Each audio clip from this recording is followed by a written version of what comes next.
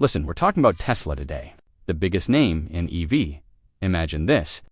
You put $1,000 into Tesla stock.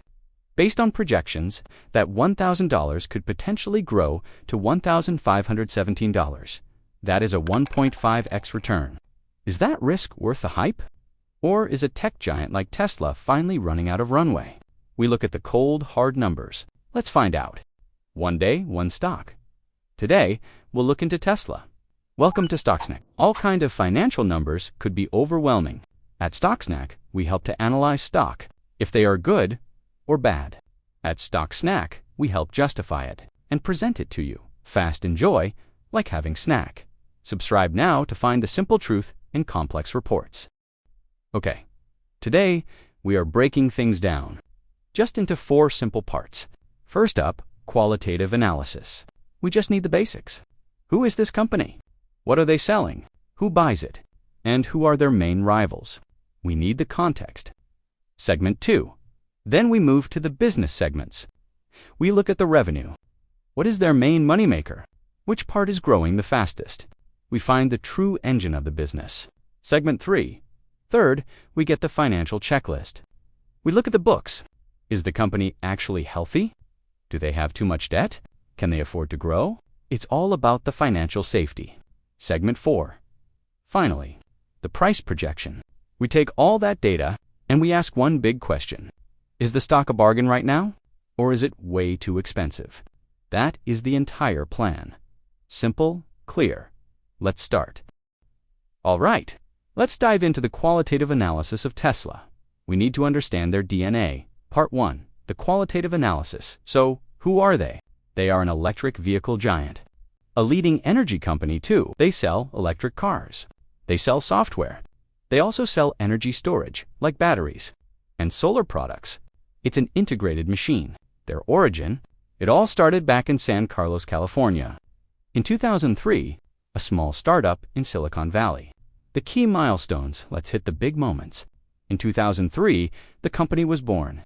Tesla Motors was founded. Then came the big one. In June 2010, they launched their IPO on NASDAQ.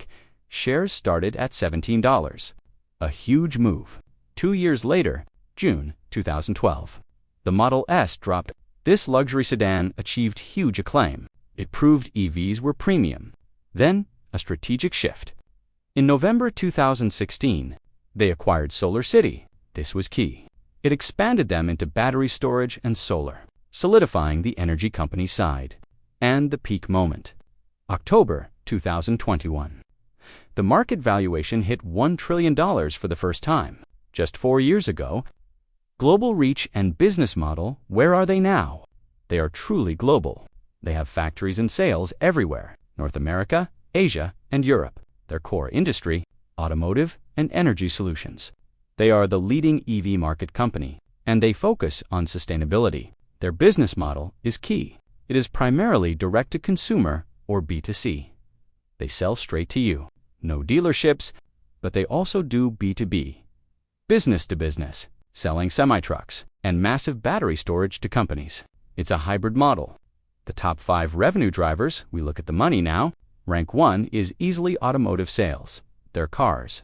The biggest chunk of revenue. Rank 2 is services and other. This is huge. It includes maintenance and their valuable FSD software. That's recurring revenue. Rank 3 is energy generation and storage. Think Powerwall. Think Megapack. This segment is growing fast. Rank 4, still big, regulatory credits. Selling those surplus emissions credits to other automakers. Pure profit. And rank 5 is vehicle servicing. The money from maintaining that large, installed fleet. So, that's who they are. Next up, we break down those business segments. We are covering Tesla's competition. We look at the giants first. The $300 billion giants first, Volkswagen Group. They are huge. Their main product is still Volkswagen, Audi, and Porsche vehicles. Their revenue, a staggering $349.23 billion. Second is Toyota Motor Corporation. Their moneymaker is Toyota and Lexus vehicles. Another giant, $311.16 billion. You see, these are not small players. They control the whole industry. Third, General Motors. mainly Chevrolet and GMC trucks and SUVs, a massive enterprise, $187.44 billion. Fourth, Ford Motor Company, known globally for their Ford F-Series trucks, $184.99 billion. Finally, fifth, Stellantis. They own Jeep, Ram, and Peugeot vehicles. They bring in $169.76 billion. These are the titans Tesla must beat. Their massive scale is the challenge. The direct EV competitors, but Tesla also faces direct rivals. Companies who share their model, the true disruptors. Number 1 is BYD Co. Limited, a Chinese powerhouse. They sell electric and plug-in hybrid vehicles. They actually surpassed Tesla in total sales volume recently. Their revenue is over $107 billion, very close to Tesla's size. Number 2, again Volkswagen Group. Why are they here twice? Because they have aggressive EV plans now, like the Ultium platform from GM and their ID family vehicles. They are quickly transitioning. Number 3, General Motors. Again, their EV lines are growing fast. They sell those big Chevrolet trucks and their new electric SUV. Number 4, NIO Inc., a pure EV competitor from China. They focus on premium electric cars, a direct rival to the Model S and X. Their revenue is near $8 billion. Number 5, Polestar. They sell the Polestar 2 sedan, a smaller rival, backed by Volvo's parent company. They also use a very direct sales model. So, Tesla is fighting on two fronts: titans of old and new, focused EV specialists. It's a tough market now. Let's talk about the management team. The score is complex.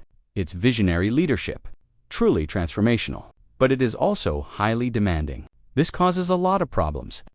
You see constant executive turnover and an intense, sometimes toxic workplace culture. It's the price of that speed. Next, the existing business frontier. Where are they pushing today? They are vertically integrating everything: EVs, batteries, and the software layer. They are using AI across the board for their robotaxis and future full autonomy. The competitive moat. So, what is their competitive advantage? The thing competitors can't easily copy. It is that integrated vertical manufacturing, controlling the factory, building the machine that builds the machine. They have proprietary battery technology. It's still class-leading. And the supercharger network, their massive, exclusive charging ecosystem. That is their moat. Industry trends and future now, the market outlook. What is the general industry trend right now? EV growth is slowing. We see major price wars. Competition is rising from China and the old guard. But here is the countertrend. Their energy storage business is booming. That's Powerwall and Megapack. It provides a necessary cushion. Finally, the future direction. What is the grand plan? Tesla is pivoting hard, moving to be an AI and robotics leader. The vehicles are the data collectors. The goal is the robotaxi fleets and the Optimus humanoid robots. That is the next big bet. A $1 trillion moonshot. That concludes the qualitative breakdown. Next, the financial health check. Okay, so we check where the money actually comes from. We're comparing 2020 to 2025. First, automotive revenue. This is the car segment. It grew by nearly $50 billion, from $27.2 billion to $77.07 billion. That's a huge jump. A compound annual growth rate of almost 30%, clearly above the inflation benchmark. However, its overall share of the company revenue is shrinking. A small drop. It went from about 86% down to 78.9%. This is good. It shows diversification. Next up, services and other. This is a fast-growing profit stream. Things like FSD subscriptions and vehicle maintenance revenue. This grew by over $8 billion. The CAGR here is even higher, a massive 46.2%. Its company share grew by about 3.5%. It's becoming more important. Then we look at energy and storage. This is the Megapack and solar. It grew by $8 billion as well, the fastest growth of all. A whopping 50% CAGR. Its distribution share increased by 4%. This confirms the industry trend we noted earlier. Energy storage is booming for them. Finally, we look at geography. The United States market. It grew by over $32 billion. a strong CAGR of 33.1%. That growth is massive. But the domestic share remained flat, 48.2% to 47.8%. The conclusion here? Tesla is successfully diversifying its revenue. Moving beyond just car sales, the energy and services divisions are catching up quickly. That diversification is a huge strength. Next, we check the final health score. Now for the final check. We look at operating income. This is the real measure of profitability.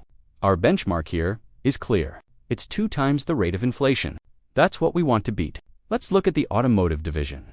The main car business, operating income jumped hugely, from nearly $5 billion to over $14 billion. That is a 30% compound annual growth rate, definitely beating that 2 times inflation benchmark.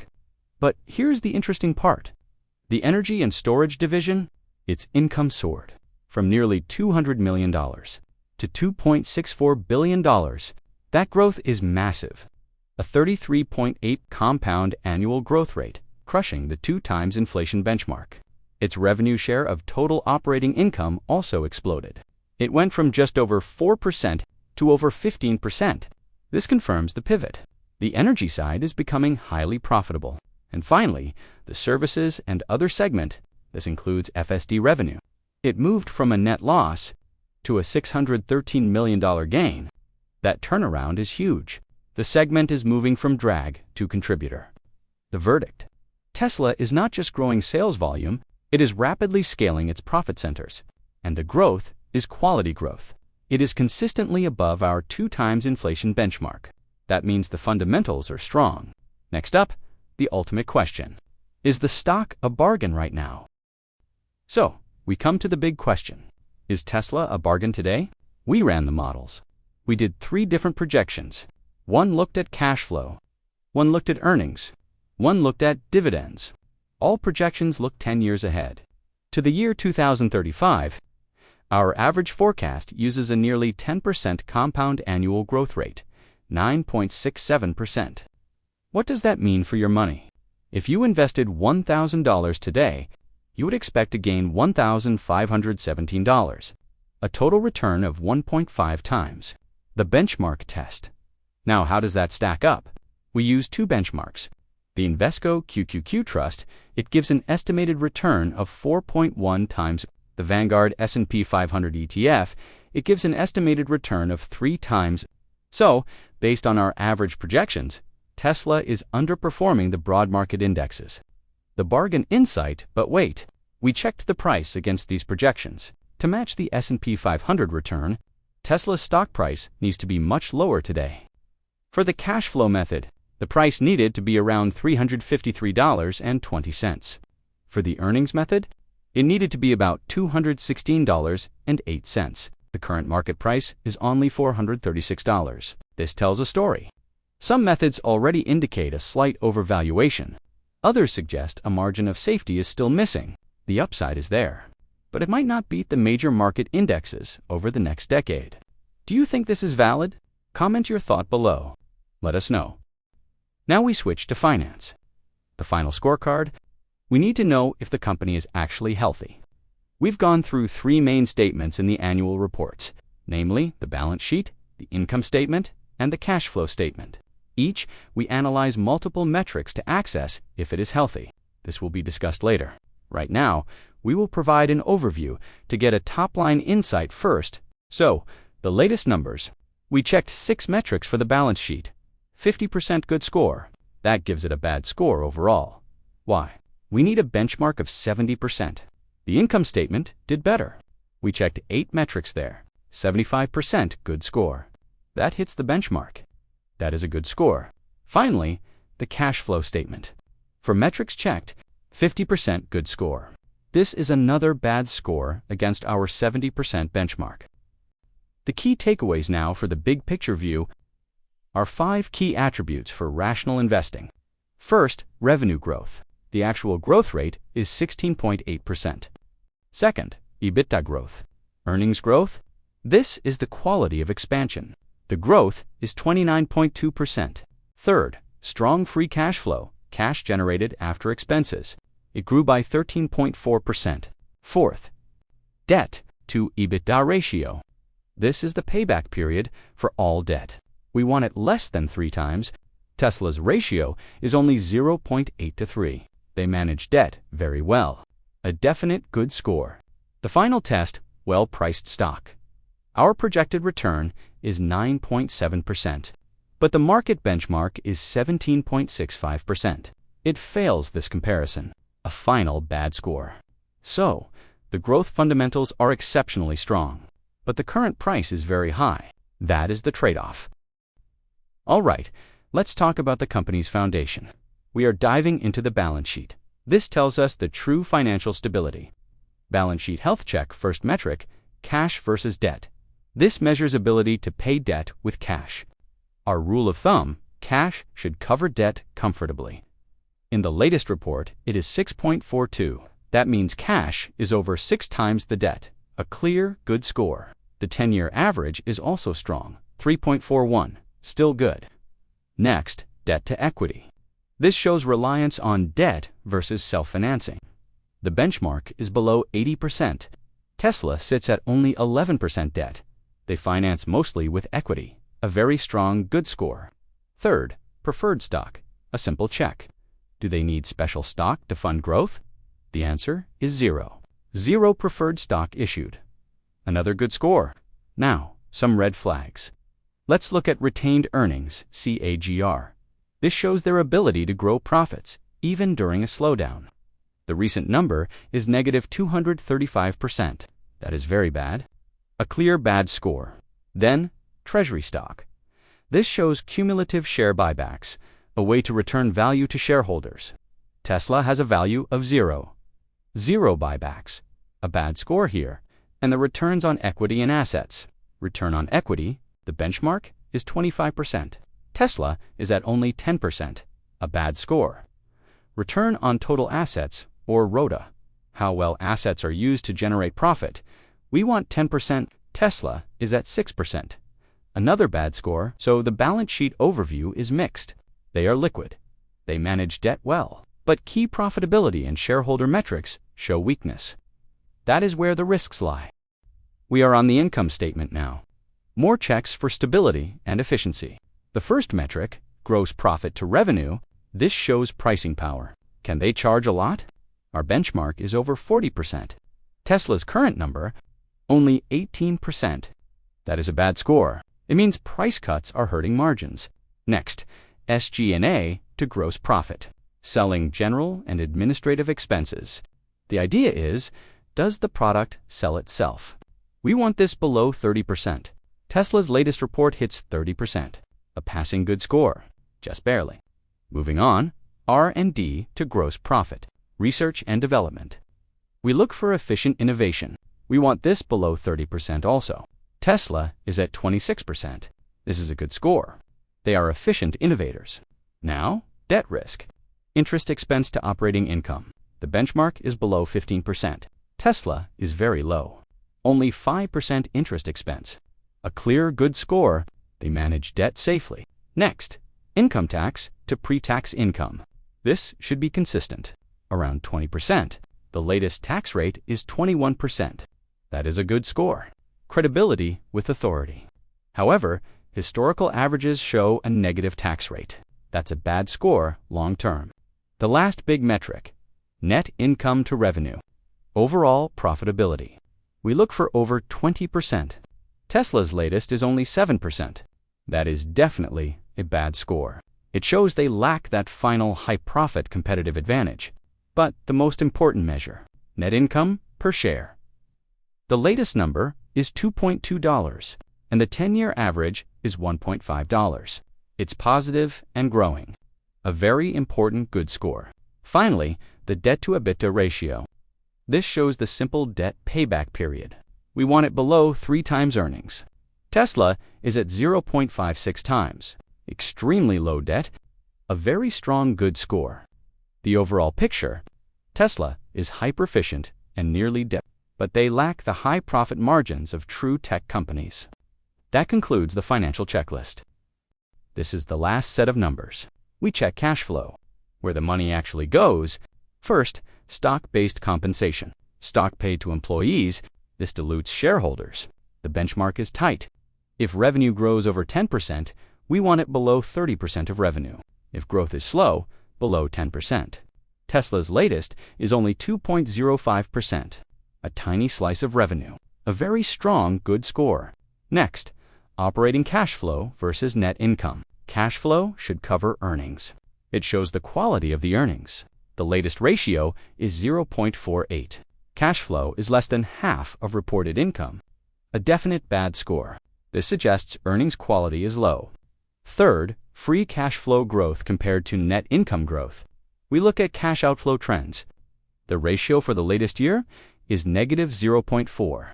Growth in cash flow is lagging. This signals high cash outflow, a bad score. Fourth, CAPEX versus net income.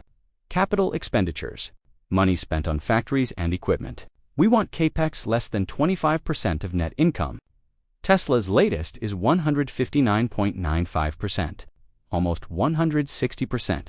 They are spending far more than they earn on expansion. A big bad score. Huge cash outflow. Finally, return to shareholders versus free cash flow. Are they spending cash flow on dividends or buybacks? The benchmark is simple. We want this below 1. Tesla's latest is negative 34.66%, a good score. Why? Because the money is not going to buybacks or dividends. It is being poured back into growth, factories, expansion, AI. That's their growth engine. So, the cash position is volatile. High spending is draining cash flow. But the investment points directly to their future direction. What do you think? Comment your thought below. So, here's the conclusion. We checked the company's heart. The balance sheet health score, it was bad, 50% good. Too much reliance on future growth. The cash flow statement score, also bad, another 50%. Massive spending on factories is draining cash. We saw huge bad scores for free cash flow, but the income statement was good, 75% good. Profitability is strong. Overall, the growth attributes are mixed. Revenue growth is excellent, a good score. But EBITDA and free cash flow growth, big bad scores. They are shrinking. And the final projection, the price projection against major indexes, it's a bad score too. The expected return of 1.5 times simply lags the market. So, what do we have? Tesla is a company with a perfect vision, solid balance sheet structure, low debt, but financially, it is pushing the limit. It prioritizes expansion over margin. This means huge risk, but also potential for giant reward. This doesn't mean good or bad for the stock. It's just an analysis. And different people have different opinions and risk behavior. Thanks for tuning in. Comment below. Let us know what you want us to deep dive for next.